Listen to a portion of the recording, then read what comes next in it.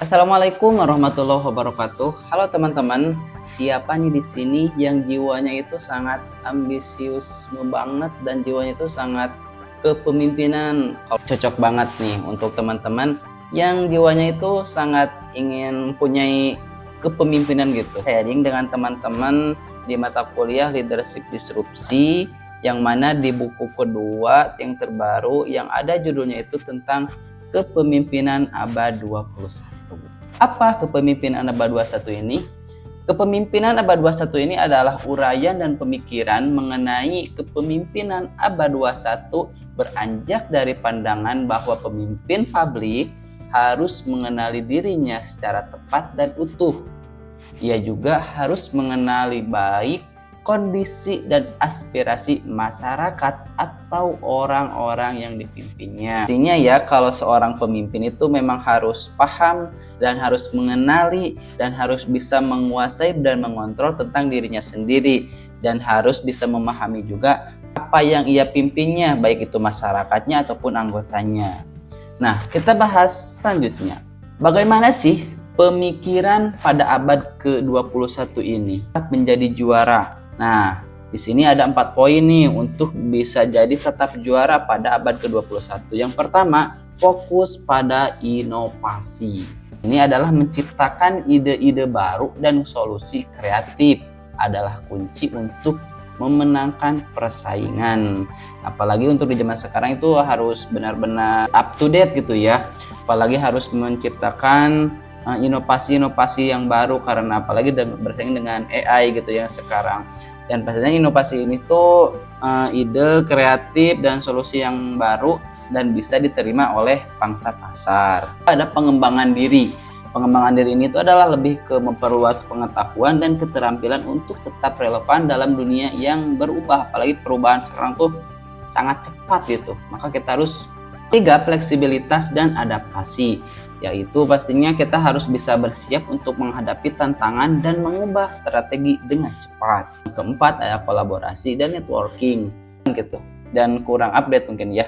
Maka kita harus bisa berkolaborasi gitu, saling melengkapi dan saling melihat dari segi kekurangan dan kita bisa saling melengkapi dari segi kekurangan itu.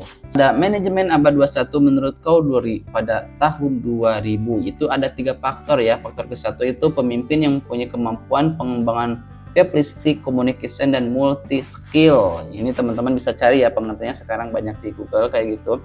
Yang faktor kedua, fokus pada kegiatan inti 3 area. Yang pertama grassroots education, yang kedua fire prevention, yang ketiga direct interaction, dan yang faktor ketiga ada kualitas SDM yang memperkembangkan produk baru yang inovatif dan selera lokal.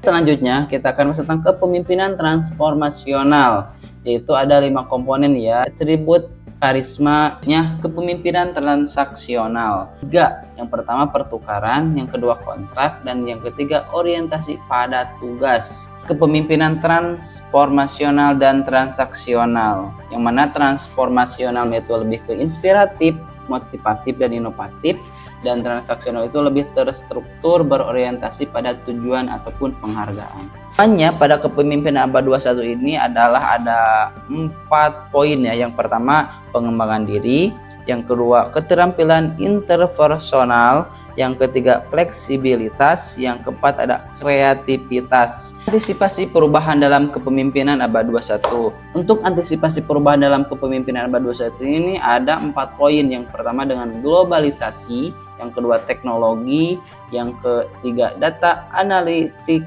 yang keempat dalam keberlanjutan. Kalau globalisasi itu lebih ke membangun hubungan dan kolaborasi dengan berbagai budaya yang tadi sudah kita bahas. Terakhir, kesimpulan dan langkah strategis. Kepemimpinan abad 21 memerlukan visi yang jelas, fleksibilitas, dan kemampuan untuk beradaptasi. Dengan memahami faktor-faktor penting dan menerapkan strategi yang tepat, PIN dapat mendorong organisasi menuju kesuksesan dan menghadapi tantangan masa depan.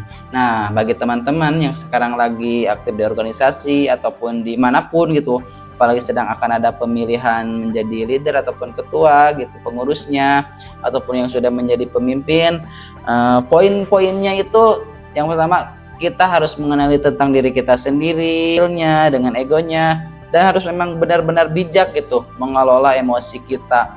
Dan kita juga harus memahami dan harus mengetahui tentang masyarakat kita ataupun anggota kita dengan keinginannya, tentang karakteristiknya. Kita harus bisa menjadi penengah dan menjadi pelopor untuk mencapai visi dan misi yang ada di organisasi ataupun yang ada di suatu wilayah tersebut. Sekian dan terima kasih itu teman-teman siswa Universitas Teknologi Digital. Sekian dan terima kasih. Assalamualaikum warahmatullahi wabarakatuh.